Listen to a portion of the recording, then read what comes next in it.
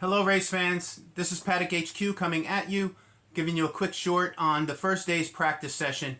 Before we get to that, I just want to let you know the race in Bahrain, the first race of the season, will be at 10 a.m.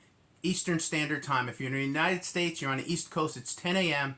and they will be airing the race on ESPN, ESPN Deportes, and the F1 TV Pro app. So that's where we are. Just a couple highlights. I can't go through all of the teams because I wanted to make this a short. But for Mercedes, Mercedes is a middle of the pack team. They have not built what appears to be a very, very fast car. They'll get better as the season goes on, but they are a middle of the pack car.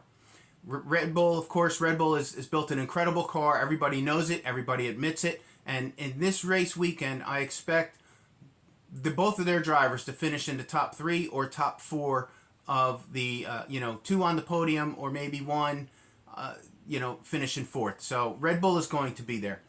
Just a couple other teams. McLaren looks like they're in trouble. They haven't built a very super fast car, and they've got some work to do. Regarding, and I'll talk about Aston Martin in a second, but regarding Williams, the American driver Logan Sargent seems to have a good preseason.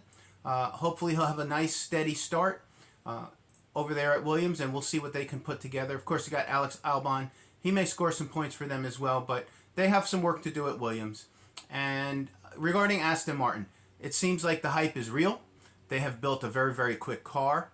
Practice session today, particularly the second session, was at night, and it simulates conditions to the race. So it gives us some information, but not all of the information. So even though they have a quick car, they do have one hand tied behind their back. Lance Stroll, their second driver, he got into a preseason accident and is having trouble with his wrist.